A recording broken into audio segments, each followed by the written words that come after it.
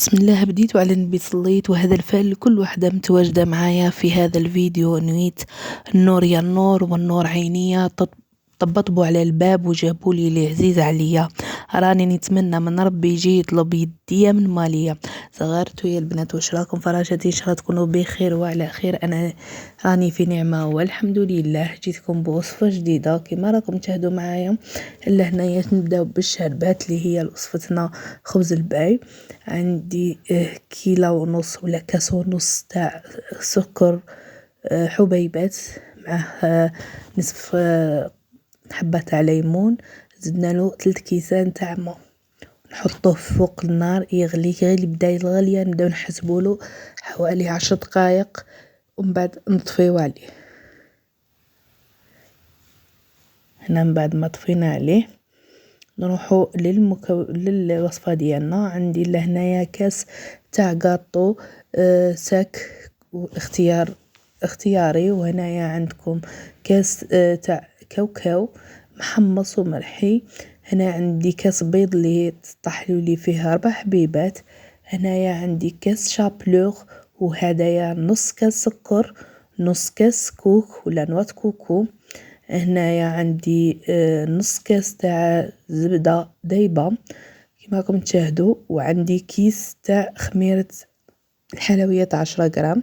هذا الكاس تاعي تاع زبدة دايبة نزيدو نعمروه نصف كاس تاع زبدة دايبة، عفوا نعمروه بنص كاس تاع زيت باش يولي عندنا كاس.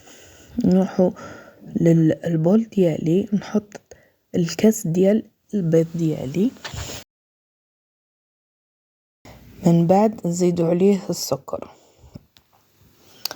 ونخلطوه مليح كما راكم تشاهدوا معايا حتى نحسوا انه السكر ديالنا بدا يذوب لنا، يعني يذوب كميه لبس بها من السكر، ما حش يذوب لنا كامل بطبيعه الحال. هنايا نزيد له مغرفه تاع لافاني كما تقدري ديري حتى مبشور ليمونه ولا مبشور برتقاله. لهنايا نخلطوهم مليح. بعد ما خلطوهم مليح نزيدو لهم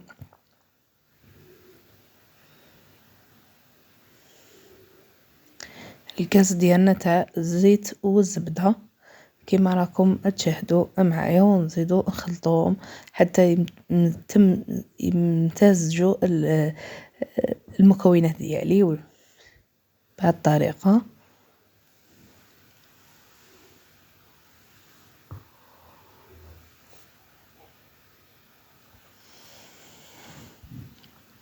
حتى نحسوا المكونات تمازجوا مع بعضياتهم. نزيدو لهم الكاس تاع الشابلوغ ديالنا. كما نعرفوا حنايا الشابلوغ هو اللي يشرب السوائل. نحطوا عليه كيس ديال خميره حلويات ونخلطوهم مليح. حاولوا نخلطوهم مليح ونزيدوا عليهم كيس تاع الكاطو اللي كنا رحيناه.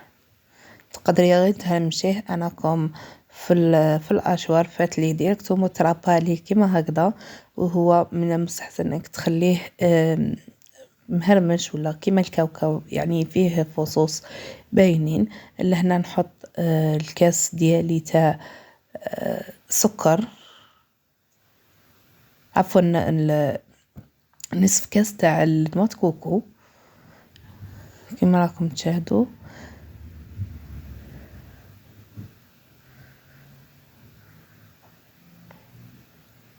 نقعدو نخلطو ونزيدو عليهم الكاوكاو، ومن بعد نخلطوه مليح. المكون تاعنا كما راكم تشوفوا لهنايا لاباط تاعنا تقالت اوتوماتيكمون. الكاوكاو يشرب شويه، ولكن احنا عندنا شابلوغ يشرب، نعرفوا الخبز يشرب السوائل، فاوتوماتيكمون تلقاو الخليط ديالكم يجيكم ناشف كما راكم تشوفوا معايا في الفيديو. هنايا نروحوا للبلا ديالنا ونحطوا فيه المكونات ديالنا هادوما. نوري لكم في القوام ديالو. وهنايا بلا ديالنا من بعد ما بدهناه بالزبده عفوا، وتقدري زبده بالزيت. من بعد ما دهناه بالزبده نحط فيه الخليطه ديالي ونحاول اني نليط عليه، ولا نحاول اني نعدل الخليطه ديالي داخل السنيوه كيما راكم تشاهدوا معايا. تقدروا لهنايا تستعملوا حتى لاماريز ديالكم ديروها في الزيت اولا في الزبده وتجوزوا بها باش تساعدكم في طريقه التوزيع. انا للامانه ما درت لا زيت لا زبده، ولكن اللي مبتدئه او لا محبش تكسر راسها بزاف، صافي دير هذه طريقه انك لاماريز تاعك تغطسيها في الزيت ولا في الزبده دايبه وتجوزي بها فوق لاباط باش تتعدل لك فاسيلمون. هنايا من بعد ما تعدلت لي كامل لاباط ديالي في الصنيوه نروحو نحطوها في الفوق ديالنا حتى طيب لنا من التحت، عاده نحمروها من الفوق. اللي عندها فور يطيب فوق والتحت طيب لها على فوق، واللي عندها فور يطيب لتحتها ومن بعد يطيب الفوق، فطيب لتحتها من بعد كي تحسها انها طابت من تحتها ومن الجوانب تشعل لها من الفوق باش تطيب الوجه الفوقاني. هذا ما كان. هنايا من بعد ما طابت لنا الخبز الباهي ديالنا كما راكم تشاهدوا طاب ما شاء الله من الجوانب ومن الفوق، طاب كل شيء معدل. هنايا واش نجيو ان نسقيو نسقيو الخبز الباهي بالشربات ديالنا ونبداو بالجوانب ديالنا. دائما يعني كي نبداو نسقيو بالجوانب من بعد نرجعوا للوسط،